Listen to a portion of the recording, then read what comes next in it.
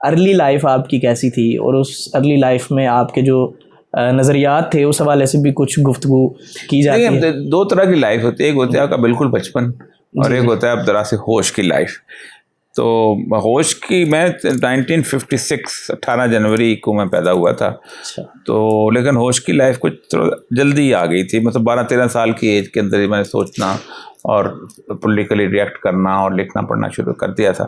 تو ہوش کی لائف جو تھی وہ میری میٹرک سے پہلے، تقریباً میٹرک کے آخری دنوں میں 9th 10th میں، کیونکہ ایوب خان کی موومنٹ چل رہی تھی اس زمانے میں، اور مجھے یاد ہے اچھی طرح کہ اسکولوں سے بھی جلوس نکلتے تھے، اور میں government comprehensive high school Gujarat میں پڑھتا تھا. ہم نے جلوس نکالا تھا اور اس پہ باقاعدہ میرے والد کو بلا کے اسکول کے اندر اور ٹیچروں نے، اور انہوں نے کہا کہ ہمارے لیے بھی مسئلہ بنا رہا ہے، آپ کے لیے بھی مسئلہ بنائے گا، میں نہیں ہو. اور اسی زمانے میں بھٹو جو تھا وہ وہاں پر آیا تھا گجرات میں، ہمارے اسکول کے سامنے ہی عثمان فتح صاحب کا گھر ہوتا تھا. تو اس گھر میں چونکہ میدار بات تو بھٹو کی موومنٹ تھی، اس کے ساتھ وہ اسی کے ساتھ جلوسوں کے اندر شریک ہوتے تھے ہم لوگ. تو مجھے دیکھ کے بڑا حیران رہ گیا کہ کہتے کہ یہ اتنا چھوٹا آدمی کیا ہو، کہاں سے آ گیا، چھوٹا بچہ کہاں سے آ گیا. تو عثمان فتح صاحب نے کہا کہ یہ کمیونسٹ ہے. تو ہم نے کہا اچھا، اتنا چھوٹا کمیونسٹ تو دنیا میں نہیں ہو سکتا.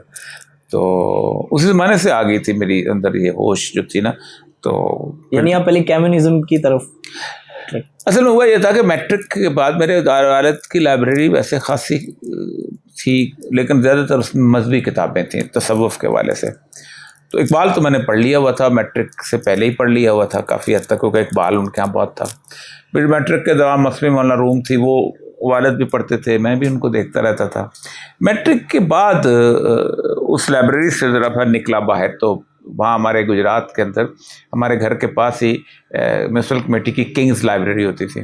تو اس کے اندر میں نے مختلف قسم کی کتابیں پڑھنا شروع کی. ان میں سے ایک نیاز فتح پوری صاحب کی ایک کتاب ہے منو یزداں، تو اس نے میرا پیچ ہلا دیا دماغ کے کہ مطلب تو کوئی چیز نہیں ہے. تو ہمارے گجرات میں ایک اکبر علی ایم اے ہوتے تھے، وہ کمیونزم کے اوپر، اس کی فلاسفی کے اوپر باقاعدہ لیکچر بھی دیا کرتے تھے، اور ساتھ ان کے چھوٹے چھوٹے پمفلٹ بھی تھے. تو انہوں نے مارکس کی کتاب داس کیپٹل جو ہے اس کو انہوں نے پڑھانا شروع کیا، میں نے پڑھنی شروع کر دی. تو اس دوران انہوں نے ایک کتاب ہمیں دی، انہوں نے دی یا کسی اور نے مجھے نہیں یاد، لیکن کتاب بڑی خوفناک تھی. وہ تھی اس کی اینجلس کی کتاب تھی، origin of family private property and state, origin state property family property اس طرح کا ہے. ٹھیک. تو وہ کتاب ہے وہ مارگن کی تحقیقات پہ لکھی ہوئی تھی. میں بات کر رہا ہوں 69 13-14 سال کی ایج کی.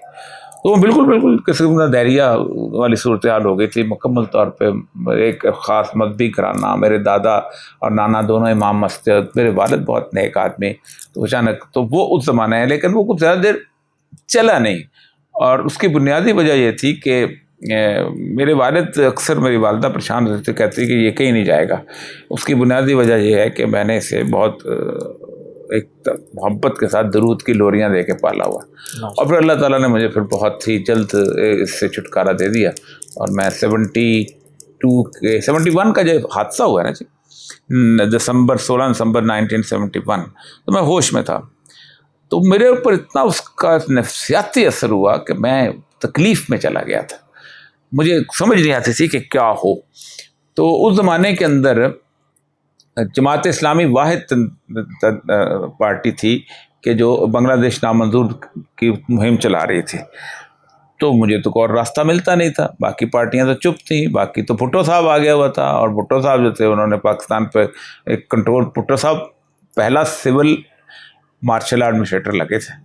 وہ وزیر اعظم نے 1 سال 1.25 سال جو تھے، 74 میں کانسٹیٹیوشن ہے نا آپ کے، 73 میں 73 مارچ میں نا. تو اس سے پہلے جو 72 اور 1.25 سال 1.5 سال وہ صدر اور چیف مارشل ایڈمنسٹریٹر رہے، اور ان کے سارے اختیارات تھے جو مارشل ایڈمنسٹریٹر کے ہوتے ہیں. تو اس کے خلاف جلوس ہم نے کہا. یہ جاوید ہاشمی صاحب ہوتے تھے اس وقت، ہمارے لیڈر ہوتے تھے، پنجاب یونیورسٹی کے صدر تھے. ان کو بڑا مارا مارا گیا تھا، یہاں سے انہوں نے بنگلہ دیش کا جھنڈا اتارا تھا جب وہ موومنٹ ہو رہی تھی، کیا نام ہے وہ جو اسلامک سربراہی کانفرنس، اس میں شیخ مجیب کو بلایا گیا تھا اور لوگوں نے بڑا اس پہ احتجاج کیا تھا. تو اس دوران مجھے جماعت اسلامی کے جب نزدیک آنے کا موقع ملا، تو ایک صاحب ہوتے تھے بڑے، اللہ تعالیٰ ان کو مغفرت کرے، مجھے تو میرے لیے تو بڑے محسن ہیں، شیخ ظہور صاحب. وہ جماعت اسلامی کے اندر بڑے پڑھے لکھے آدمی تھے.